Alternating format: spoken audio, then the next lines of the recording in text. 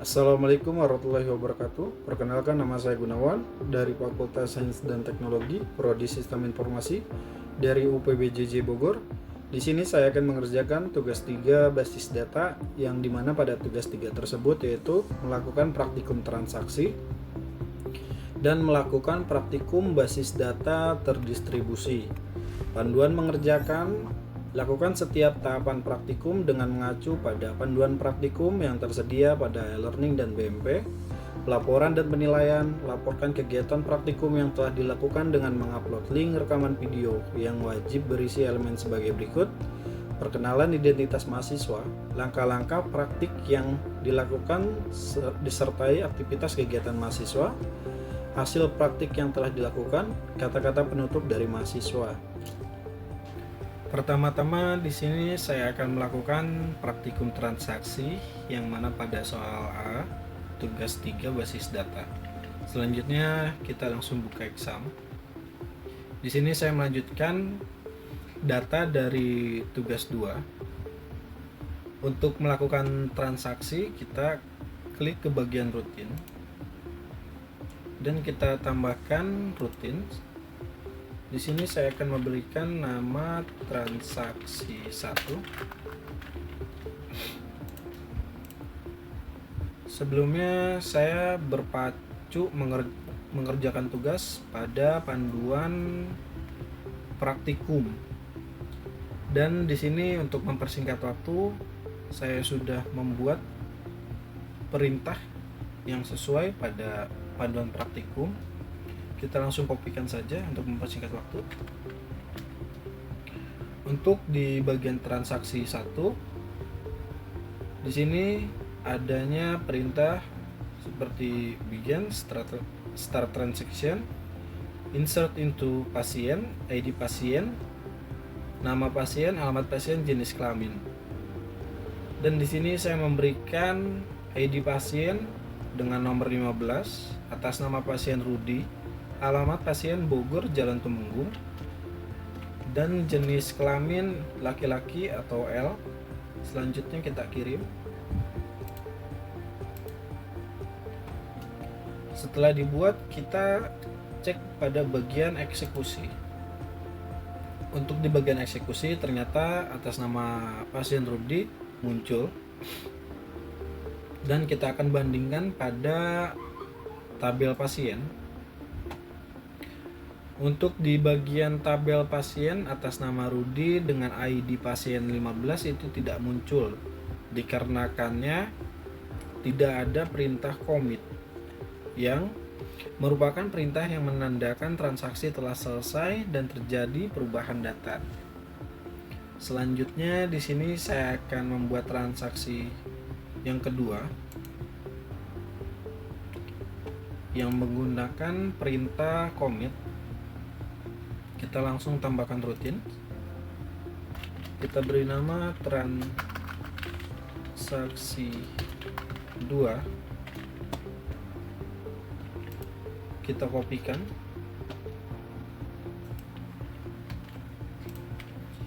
Kita hapus di bagian parameter seperti yang sebelumnya.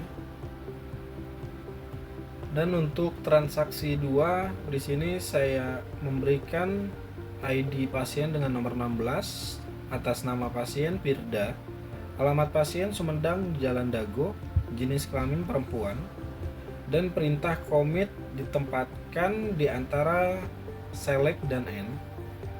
Selanjutnya kita kirim. Setelah dibuat, kita coba cek ke bagian eksekusi. Atas nama Firda dengan ID pasien nomor 16 atas nama pasien Firda, sesuai dengan yang diinput di bagian rutin, dan kita akan bandingkan di tabel pasien. Untuk di bagian tabel pasien atas nama Firda muncul seperti yang tertera pada perintah commit. Selanjutnya di sini saya akan membuat transaksi ketiga. Kita ke bagian rutin. tambahkan routines, kita beri nama transaksi 3, kita hapus di bagian parameter, kita kopikan.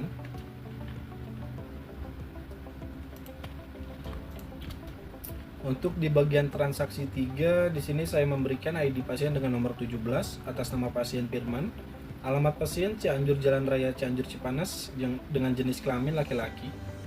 Dan untuk transaksi ketiga, di sini saya mencoba untuk menggunakan perintah rollback, yang dimana rollback digunakan untuk menggugurkan perintah yang sedang berjalan. Hal tersebut berguna jika ada suatu hal yang tidak diinginkan terjadi pada sistem. Selanjutnya kita langsung kirim. Setelah dibuat seperti yang tadi, kita cek ke bagian eksekusi. Untuk di bagian eksekusi atas nama pasien Firman muncul. Selanjutnya kita cek ke bagian pasien. Untuk di bagian pasien tidak muncul sesuai dengan perintah pada rollback, yaitu menggugurkan.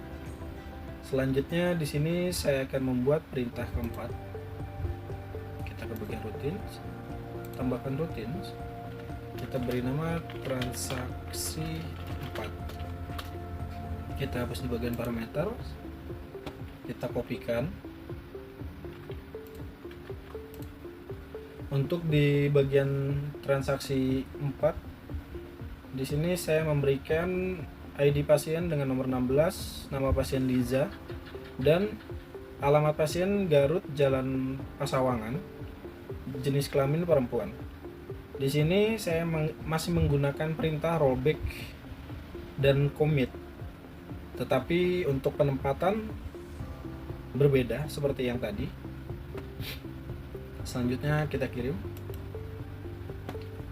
Setelah dibuat, kita cek ke bagian eksekusi. Untuk di bagian eksekusi tidak muncul atas nama Liza, dan kita bandingkan di tabel pasien. Untuk di tabel pasien pun tidak muncul dikarenakan adanya perintah dari rollback yang di atas perintah select from pasien, dan perintah select akan digugurkan oleh perintah rollback. Selanjutnya di sini saya akan membuat transaksi kelima. Kita langsung ke bagian routines, kita tambahkan routines, kita berikan nama dengan transaksi 5, kita hapus di bagian parameter, kita kopikan. Untuk di bagian transaksi 5 terdapat 3 data dengan masing-masing perintah seperti pada save points yang digunakan untuk menyimpan data K19 atau ID pasien dengan nomor 19, dan untuk ID pasien dengan nomor 20 terdapat rollback sehingga tidak akan diinput ke dalam tabel, dan untuk ID pasien dengan nomor 21 tidak akan hilang pada tabel dikarenakan adanya perintah commit. Selanjutnya kita akan coba kirim. Oke, setelah berhasil, kita cek pada bagian eksekusi. Untuk pada bagian eksekusi sesuai pada inputan, yang dimana untuk ID pasien dengan nomor 20 terdapat perintah rollback yang dimana tidak akan terinput pada tabel. Selanjutnya kita akan coba cek di bagian tabel pasien sesuai pada routines atau di transaksi kelima. Untuk ID pasien dengan nomor 19 dan 21 muncul dikarenakan untuk ID pasien dengan nomor 19 adanya perintah save point, dan ID pasien dengan nomor 21 adanya perintah commit. Langkah selanjutnya kita akan melakukan triggers, yang dimana trigger merupakan sebuah perintah atau event yang dapat memicu perubahan sebuah basis data. Untuk melakukan triggers dibutuhkan dua tabel tambahan, yaitu tabel obat dan tabel transaksi obat. Selanjutnya kita langsung buat saja tabel obat. Kita pada bagian tugas 2, kita ke SQL, kita kopikan untuk mempersingkat waktu. Oke.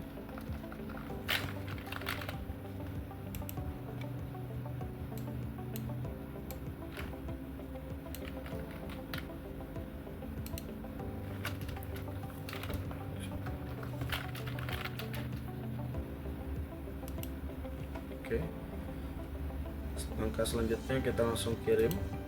Setelah berhasil terinput, kita akan memberikan indeks pada masing-masing ID yang terdapat pada tabel. Seperti untuk tabel obat, yaitu pada ID obat kita akan tambahkan indeks. Untuk transaksi obat, kita akan tambahkan pada ID pasien indeks, dan juga pada ID obat. Oke. Langkah selanjutnya kita akan melakukan relasi. Kita langsung pada bagian designer. Untuk memunculkan tabel obat, kita akan pilih ke bagian kiri ke show high tables list. Kita centang pada bagian obat dan transaksi obat. Kita rapikan terlebih dahulu. Oke, kita set terlebih dahulu. Kita akan langsung memberikan relasi pada ID pasien di tabel obat dan ID pasien di transaksi obat. Kita pilih cascade.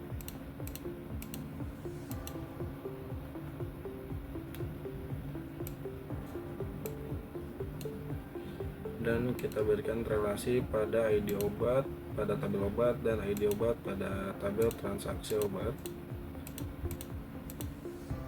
Oke.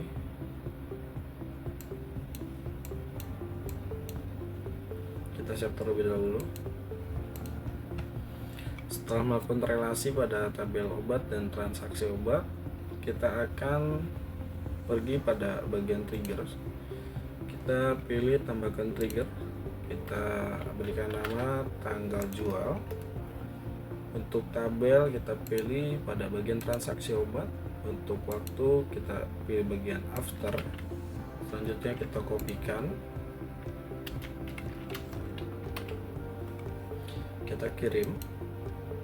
Setelah berhasil terinput, kita akan memberikan data obat pada tabel obat. Kita masuk ke bagian obat, kita pilih tambahkan atau insert. Untuk ID obat yang pertama kita pilih 1, kode obat 001 sorry, nama obat yaitu Amikacin, harga obat di 20.000, untuk stok 10, dan untuk yang kedua kita berikan ID obat dengan 2, kode obat A002, nama obat amoxicillin, harga obat 15.000, dan stok 20. Setelah selesai kita kirim. Oke, kita tambahkan satu data kembali sesuai pada panduan praktikum. Untuk ID obat kita pilih pada bagian 3, kode obat A003, nama obat betadine, harga obat 7.000, dan stok obat yaitu 5. Iya, 5.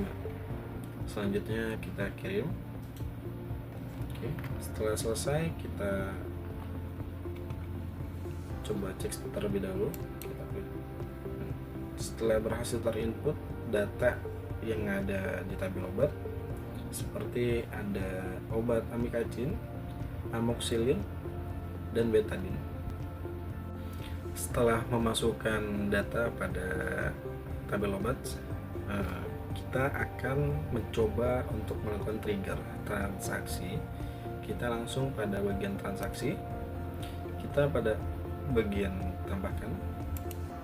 Oke, kita lakukan ID transaksi yaitu 1. Selanjutnya untuk ID pasien kita pilih Elviza dengan ID pasien 14. Selanjutnya kita pilih ID obat di A003 yaitu merupakan obat betadine. Untuk jumlahnya kita berikan 2. Untuk total harga kita kosongkan atau 0. Dan untuk data yang kedua pada transaksi obat kita berikan 2. ID pasien kita pilih Joko. Untuk ID obat kita pilih untuk A002 yaitu obat amoxicillin.